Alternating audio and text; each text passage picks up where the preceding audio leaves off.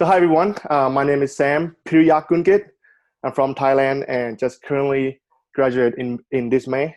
Um, the reason why I picked this topic, the increased explosive power by using shock method, is because something that I did myself in my high school career, and that's what I'm doing now with my athletes.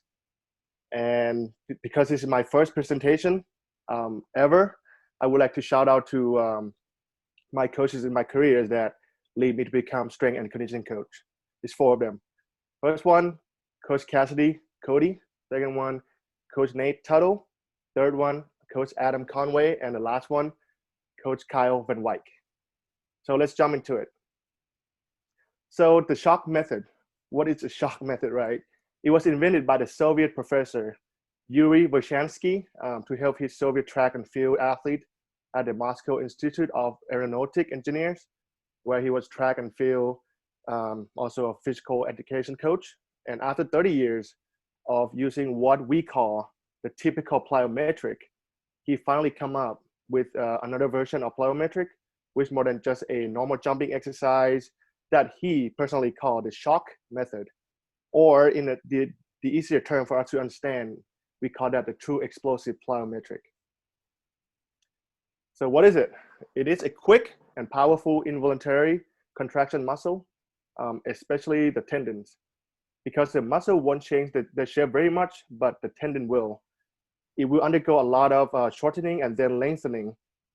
So the way that Professor Vershansky implement this method is by creating a depth drop jump, which an athlete will start by standing on the box and take a step off the box into a dropping motion rather than jumping the box.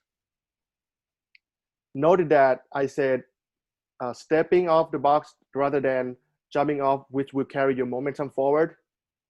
And then when the athlete feet touch the ground or the floor, they will perform either a broad jump or a vertical jump or even a box jump. And also noted that the time that they will be spending on the floor or the ground of dropping will be at the minimal extended seconds. Which lead to the next questions that I would be asked from either athletes that are about to perform the box jump, drop jump, or the coaches that asking me, so how high is it? When is it appropriate to use this height or that height? So the research has shown that dropping by 30 inches lead to the explosive strength and reactive ability, which will be a great beneficial for the running back or soccer players. And dropping from around 42 inches can lead to the maximal strength and development. More than 42 inches drop is not recommended until the athlete can reach up to 1.5 times of their body weight in the back squat. The reason why it's not recommended is because when you drop from that height, it can put the force up against the athlete body about 3 to 4 times of their body weight, which if the athlete is not well trained or not ready for that type of shock, it will put athlete in dangers. And for the speed, it's going to be different from each height of the drop. However, it's important to starting the contraction at the moment athletes start to fall down and before hitting the ground, so that the athlete will be in slight contraction rather be completely relaxed, which will lead to the athlete sinking at the bottom and take so much time to jump back and perform the next exercise. This is the video of demonstration of the athletes doing the drop jump from the different height. And you can see that the shorter the box, the athlete reaction time is a little bit quicker than a higher box.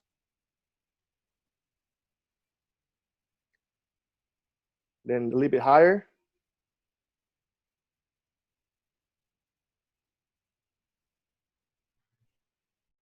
And on the third one, the athlete did actually carry their momentum forward, like the one I said they shouldn't be doing. But you can see how slow the athlete reaction from the ground on this one. And then the last one is the highest one, which he take the longest. So I have another version of the same drop jump to rather than to go to vert is to broad jump. And in this time, athlete did a really good job of spending the less amount of time, which the research showed that the 0.02 second is the best to perform in this type of exercise. On that one, you can see how quick the athlete jumped off the ground right when his feet touch the floor. Same one at different angle. And then the other athlete who did a really good job as well.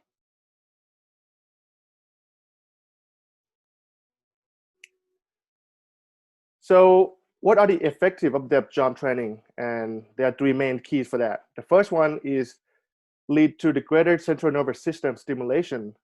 The shock of the depth jump lead to the greater muscular excitation. As you can see, when we go back to this video, compared to the first jump, which is the lower box, to the last jump is the higher box. The athlete has to recruit more of his muscle to be able to absorb that shock and bounce all of it. So if you actually measure it from the first box and the last box, which are two different heights, the higher one will lead the athletes to go higher than the first box because they use more muscle and the central nervous system to force themselves to pick their body weight up against the floor, which will lead to the higher. But noted that strength will come in the big key of which height should we lead the athlete to do so. The second effective of depth jump training is that the myotatic reflex. As the muscle lengthens, the myotatic reflex, also what we call it the little Sherrington reflex, cause the muscle to tighten and shorten, which you can see in this YouTube video by Andy Bolton. He used this exact reflex as he attempts to perform a deadlift.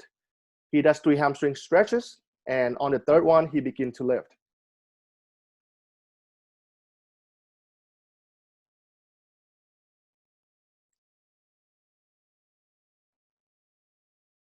One, two, and three. You can see how he bounced back and forward by using that reflection on his hamstring.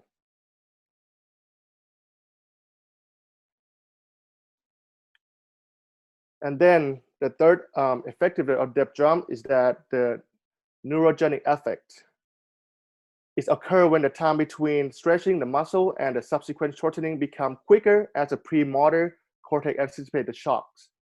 Over time, the fire rate increase in the myotatic reflex. So the more you do this type of exercise, it will increase your fire rate of the myotatic reflex, which later explain in a higher explosive power. So probably the most important question, right? Does it work? Because if it doesn't work, why am I even presenting these things to you?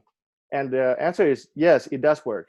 The effect of depth jumps are not only short term, but because they lead to this greater strength, change, and more explosiveness. In 1986, Professor Wershansky conducted a group of 14 volleyball players to carry out for 12 weeks, 3 times a week, physical preparation workout aimed toward in increasing explosive strength as expressed in takeoff movement. The training program included a concentrated volume of depth jump performed with a drop height of 20 to 27 inches, 3 to 5 sets of 10 jumps. And in each workout and in each week, the athlete will be tested on their level of maximum explosive strength in leg press. And in the maximal isometric force effort and in the maximal dynamic force method with the level of external opposition that equal to their body weight.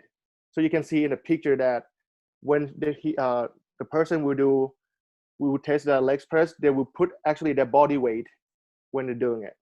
And as a result is that the end of each training stage, the level of explosive strength was 26% higher and the level of maximal strength was 14% higher than before the experiment. Warning, like I mentioned earlier about strength. you cannot do it without strength training. You cannot train explosive power without having the strength to do so. So they must be able to move the force with proficient ease before worrying about the speed. Um, in the book that I will mention later on, Coach Eric Cressy, he kept saying that the strength is the foundation of many things, of power, of speed, and all that. So I already mentioned about the height of the drop has to correspond to the strength of athlete back squat number and how efficient it is. So, and to put it in the easier perspective, I like to compare athletes like a glass of water. Is that if the glass of water is not big enough to fill the water in it, that's no point to keep giving them an extra, right? Just like if the athlete can only squat 120 pounds, it's no point to try to have them drop from 40 inches box. Their body not gonna be able to absorb that shock. It's actually gonna do more harms than better. So there's no point to keep giving them extra or any method that you think will advance their potential, because there's a limited in it. However, when us as a coach, this is where our job come in, see that there is definitely a room in that glass and potential that can be reached from the athletes, it is a job to find a way to fill those in. Just like using the shock method to help improve the explosive power. My personal experience with this method, when I was senior in high school, I was training in a facility that a coach really implemented this method in my strength training. And within 3 months period, we did twice a week for explosive power movement. My broad jump increased from 8'11" to 9 feet 4.5, and vertical jump from 27 to 30, and pro agility went from 4.67 second to 4.11. And because of that, I know it's worked for me, so I use it with my athletes. And I'm about to give one example of my athlete now. He's at the current he is currently on the end of the second mesocycle that I started 2 months ago, and this is 7 weeks. We did it once a week because the lifting session we only have three times a week, and we tested before and after. And recently we tested his 20-yard dash, and he improved from 3.18 to 298, and pro agility from 478 to 438.